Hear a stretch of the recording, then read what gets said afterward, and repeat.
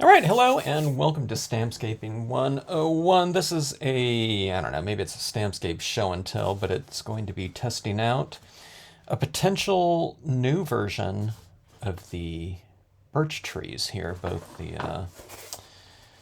both different incarnations of them. All right, so these are the Art Foamies versions if you're just logging onto this channel and you haven't seen me use these before, but they are foam stamps, okay? And they are, in this case, they're larger versions of my rubber stamp versions, okay? So I see them as being used in conjunction with one another, but I mean, they don't have to be. So I just want to test them out here. I'm testing them out for impression quality, scale and size. I guess compatibility could be a word if we're talking about how it looks on certain sizes of paper. But, okay, so that being said, sometimes we want to do larger sizes of scenes, okay? Now this is a half-page card right here, 8.5 by 5.5. And these larger versions they introduce just a larger scale to a scene, all right? And you can fill up more area and you can push that range of depth in a much more extreme way when of course, you have a larger version of an existing stamp. So it's very exciting. These stamps are really fun to use too. Now, you can use them with just about any ink. I tend to hesitate using them with something like a solvent ink. Okay, I don't think I want solvents in this absorbent spongy material. All right. Okay, so that's the larger version. I'm gonna put that in the foreground with some smaller impressions in the background. Rubber tends to hold detail better. It's just made for that, okay? But these foam versions have really surprised me in trying them out. Oh, I don't know when the first ones came out. Have they been out a year? But they can hold a pretty surprising amount of detail. Okay, now, like I said, this one's a larger version right here. So I have these going off into the distance like that. Now, I could do this smaller version, the rubber stamp version, and fill in this whole space in here as well, okay? But I'm just trying to, I'm looking at scale right here. By the way, I'm using one of the Moon and the Maker hybrid inks right here. You don't have to. You could be using dye-based inks, whatever you want.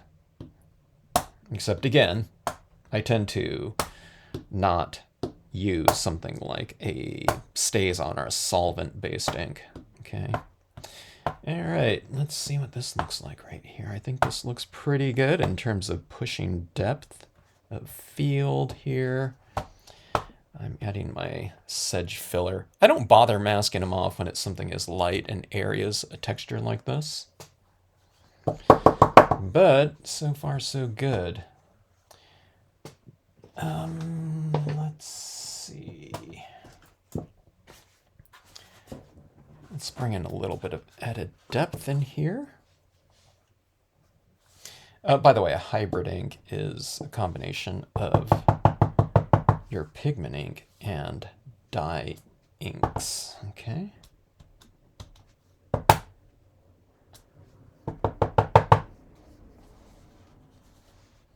Now I'm going to go vertical with another piece and use more of that image and really take advantage of the height of it. I think that'll be pretty cool to see. But we'll do a few compositions here and see how things work out. We have these little hikers in the background, or let's go a little bit higher with our meadow area, grassy area like this. And let's have a little horse in the background.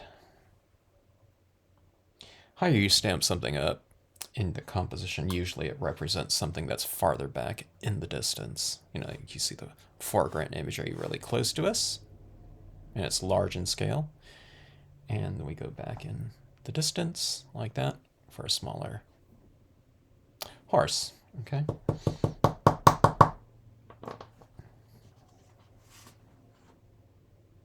can add more trees in here or something like that too, but let's just kind of play around with some of these, what I call stamp sketches, okay?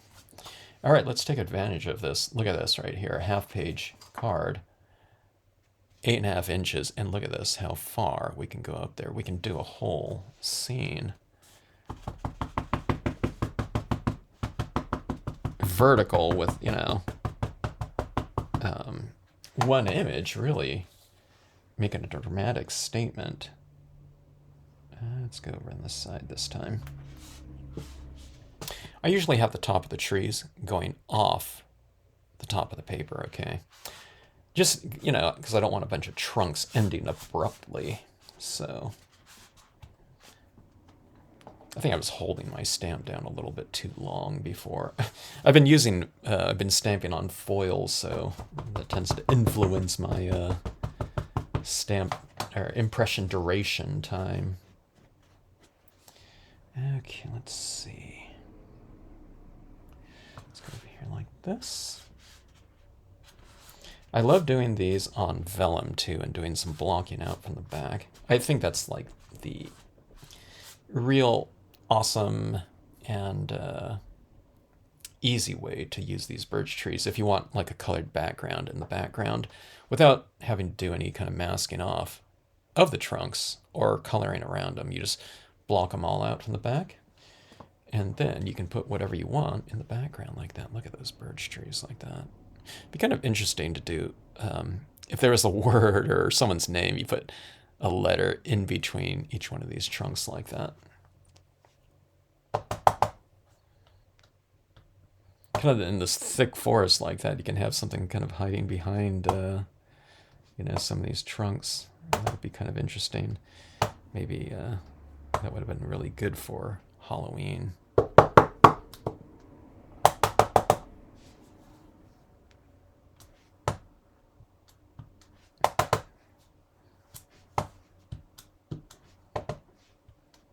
This hybrid ink is pretty nice. I need to do more experiments coloring with hybrid inks. When you layer them a little bit, it has this really great kind of feel to it. It feels like pastels or something like that you're building up on top of one another. These little birds in the sky like that. Like I said, you can have something kind of peering out from the background. Okay, that looks pretty good. And this is a big card too, but look at those dramatic trees like this.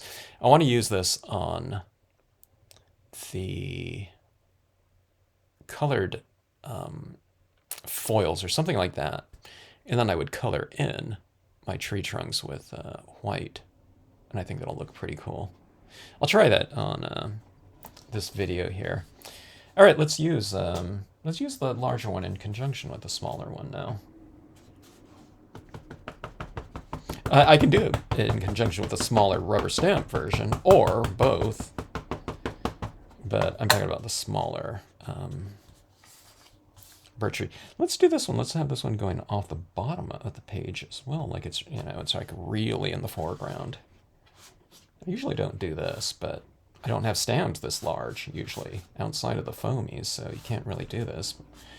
You know, where you start where it's coming in from off the page like that. I can even have it lower like that too.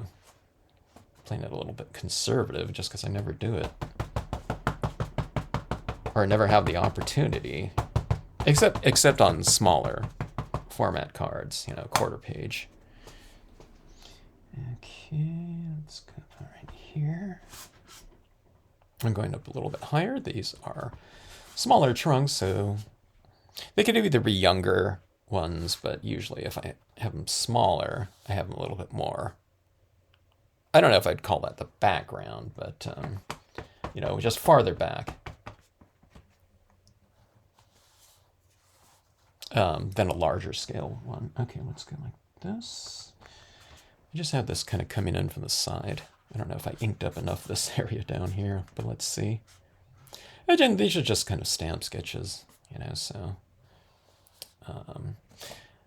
you know, you don't want to go into. I guess you could, but I wouldn't go into it thinking, okay, I got to come out with a masterpiece here.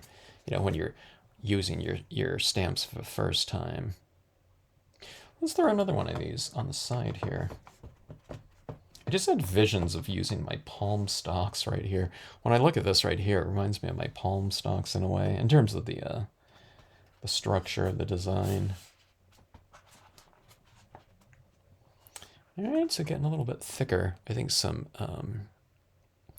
paint pen work up top there would be kind of interesting. With the acrylic paint pens, you could make these trees, green for the springtime or summer, or you can do your fall types of tones, and I think that'd be really good. That's the one that I tend to do for these birch trees. Boy, that one, I really love the looks of both of them in conjunction with one another.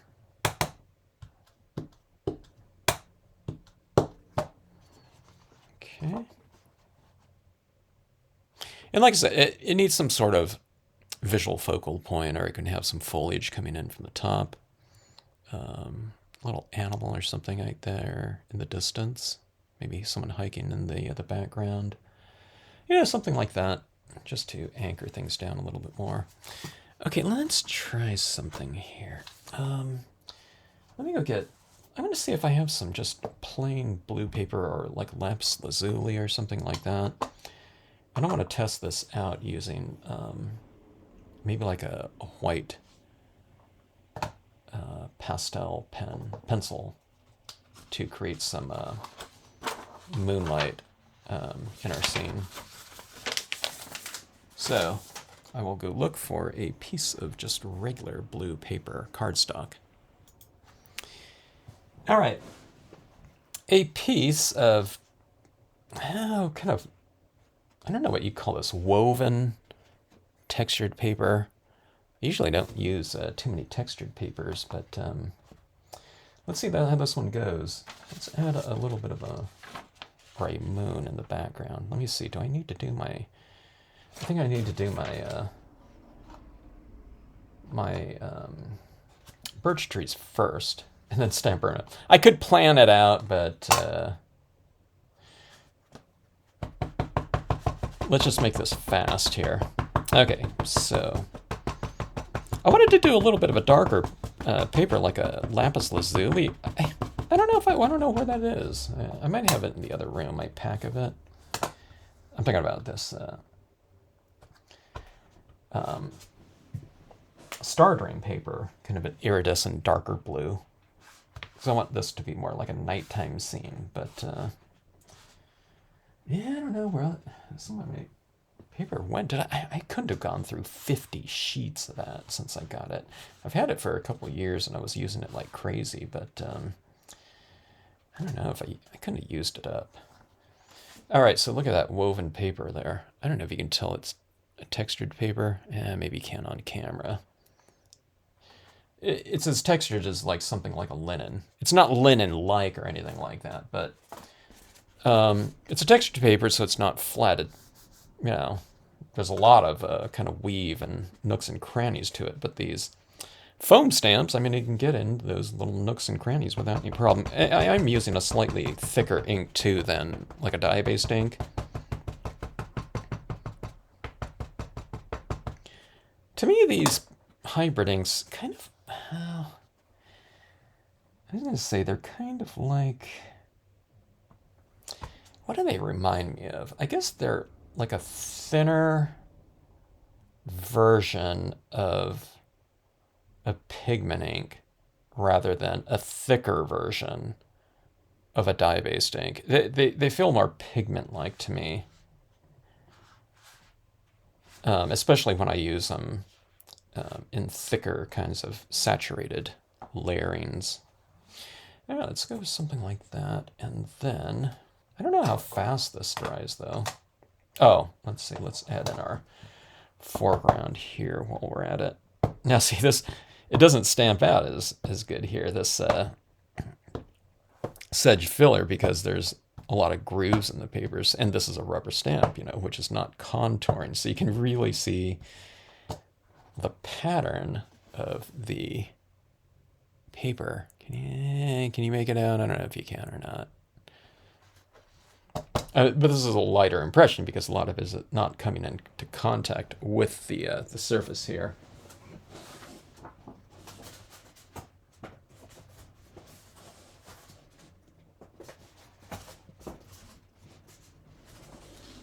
All right, here's a Art Foamy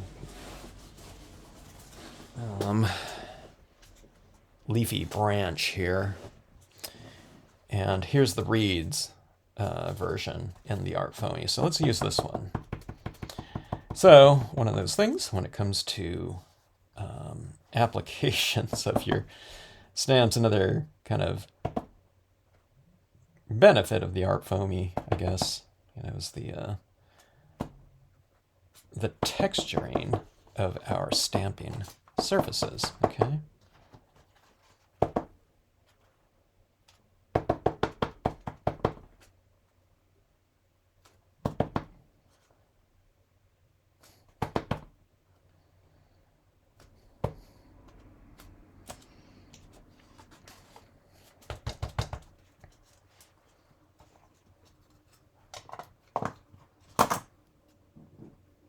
100% cotton ball.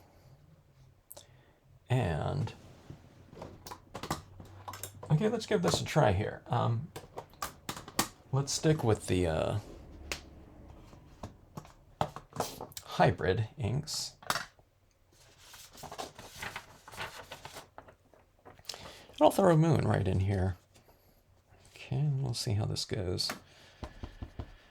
All right.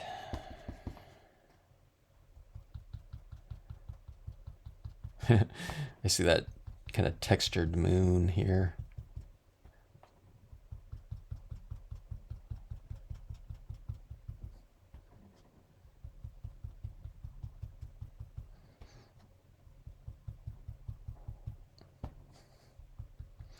I'm going to try to give it a pretty thick application here. If you watched my video from the other night, or day, or I don't remember when it was, I tend to try to vary my moon a little bit, where it's a little bit lighter up top and a little bit lighter below. No, I mean, I don't do that all the time, but when I think about it, I think it just kind of lends itself to a more interesting, I guess, light source. It's a light source, but it also becomes, you know, a pretty strong focal point of a scene when you're doing something like that. Okay, so let's have some fun here. Okay, so this is a little bit of a textured paper. And yeah. Okay, so this is a Faber-Castell Kohl Erase. Wait, is this the one that I was using on my trip? Okay, wait. No, it was this one right here. Schwann Stabilo Carbo. I don't know what you can call that. But let me see this one right here. Yeah, okay, this is like a colored pencil. This one right here is more like, I looked it up, and I think it's called a pastel pencil because it's soft, and it's really fantastic. I was using it on some of the wood grain paper, and I don't know if I used it on the antique paper or not, but it was really awesome. Okay, I need to sharpen this a little bit. This went to a convention with me, and I was using it quite a bit, so let's get that sharpened up, and let's finish this piece off.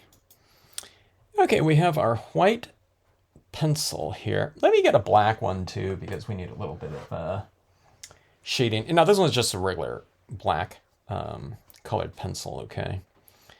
And okay, so the moonlight is right here. So on the trees to the left of the moon, I'm going to put the shading on the left side of the birch trees, and the opposite on the right-hand side, okay? So I'm flipping this around because I just have easier access to these trees like this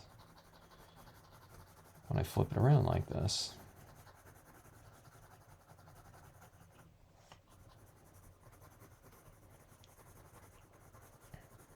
So we're not looking to fill in that tree completely. You're just kind of, remember, we're going to be using the neutral of the blue it's not like neutral. It's like a, you know, little bit of a grayish tinge. It's as our shade, you know, another version of the shade on those birch trees. Okay, so I don't know if you can tell that these ones are a little bit more dimensional. These ones right here, we're going to add that in right now. So again, I'm doing this on the right hand side because the trees are to the right of our light source. So the far side of the trunks. In reality, I mean, they're all kind of backlit.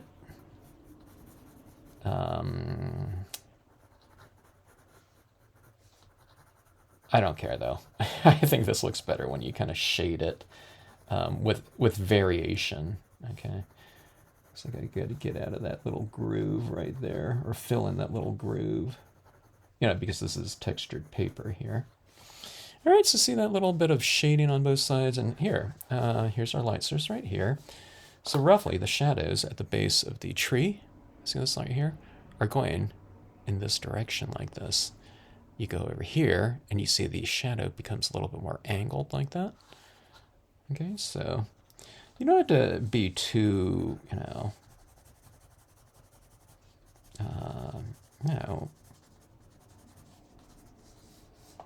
measured and deliberate here, but you know, just in general, you can see the direction if you have any kind of questions on that. Sometimes people do the everything, you know, the shadows are vertical, but which could be if, you know, everything's like, if there's like neutral light in the background as far as you know, location of it, and it's kind of diffused. But anytime there's like a real specific object that's casting the shadow, then you just kind of go off of that.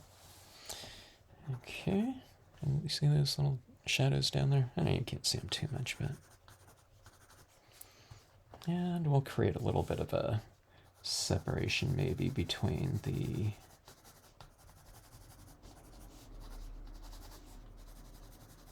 horizon there, like that. Okay, now the opposite with our highlighter. In this case, it's a white pastel pencil, okay? So on the side of the trees, kind of facing that light, I'll add some white. You can do this with other things too. You can try colored pencil. This one's a little bit softer, so I tend to think that's a little bit easier on this type of paper. But, you know, that black worked out fine.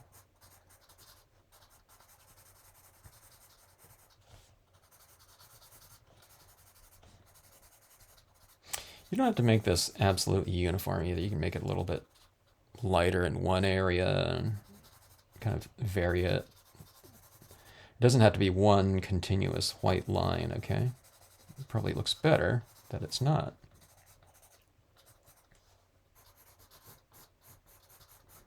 Kind of getting rid of some of this line here. Maybe that tree that's a little bit closer to the moon. You just emphasize your lighting like that, but look at that lighting coming in there now.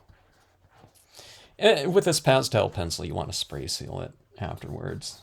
You kind of get it locked down.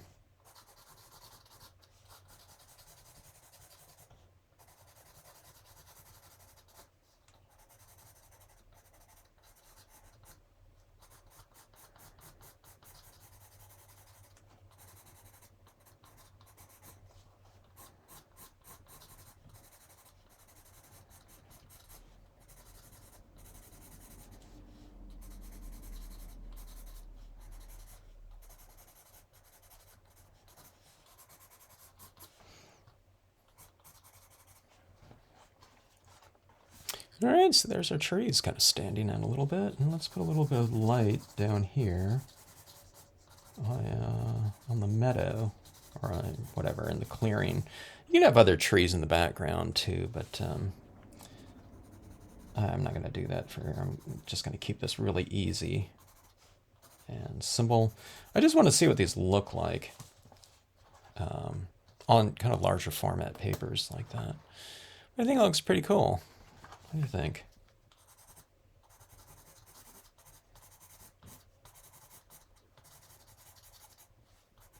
All right, Astrid. I don't know if she watches any of these videos, but you'll be proud of me with this. She won't be proud of me, but I'm using textured paper.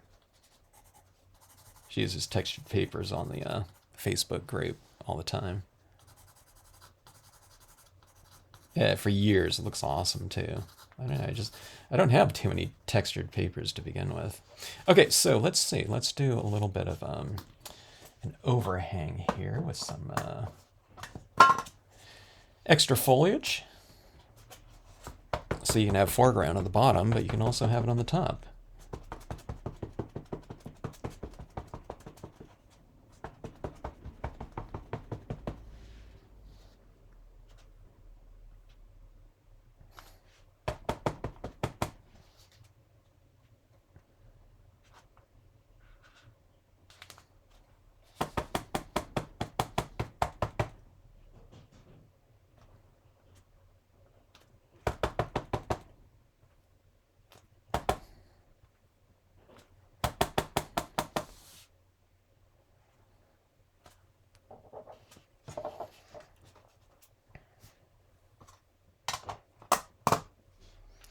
There we go.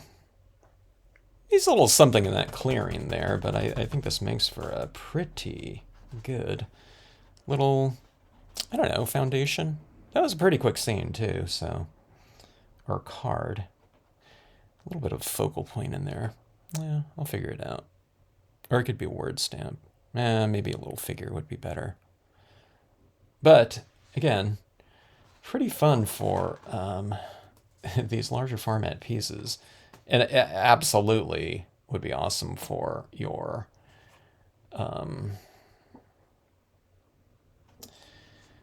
like full page scenes or 11 by 17 even. Let me see something like this. Let me grab this one. I'm looking at this one now. And we need a little bit of variation in here. Let's see.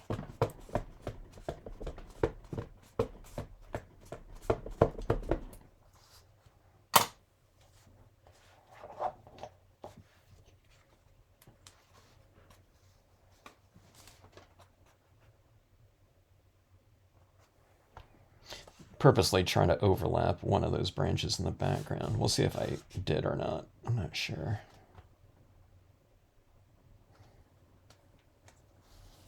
Yeah, it looks a little bit more full, doesn't it? And let's use this trunk from this side.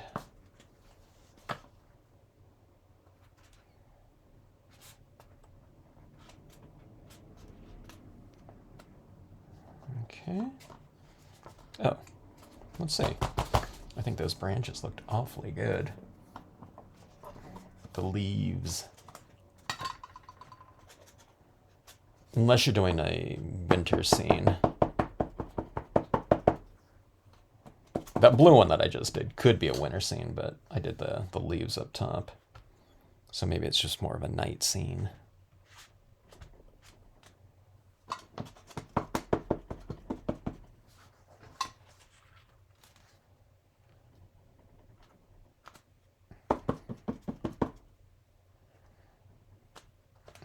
Okay. Here we go like that. You can use these leaves coming from below as well.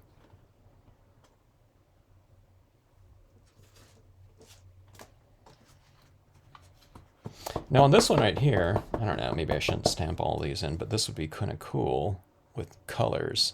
You know, you can do them in greens or yellows or something like that.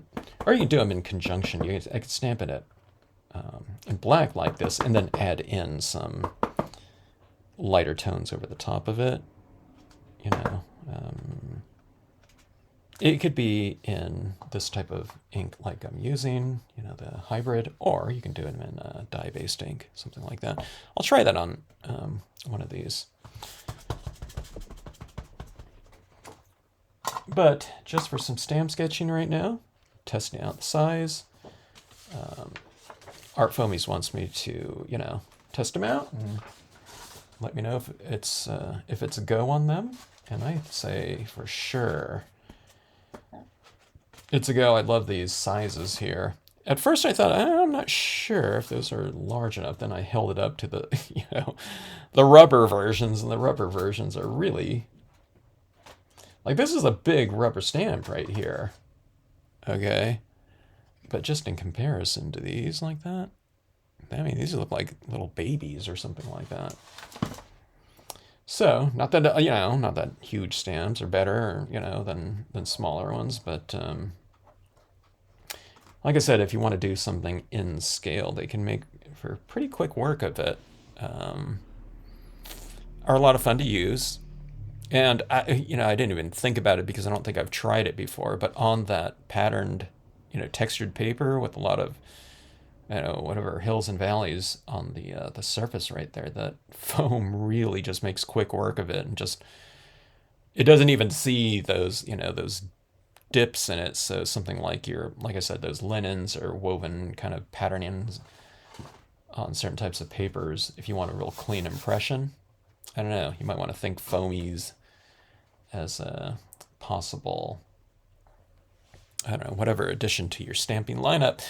Anyway, okay, first test with the new ones here, the birch trees, and I definitely like them and the sizes. All right, thanks for watching. Hope you enjoyed it. Artfoamies.com, I think, is their website too. So I don't know when these will be in production or not. Well, or not, but I'm not sure when they're going to do it. I think they can do things pretty fast there, though, because they make everything in the house. So just waiting to hear from me, and I love them. All right, thanks again for watching.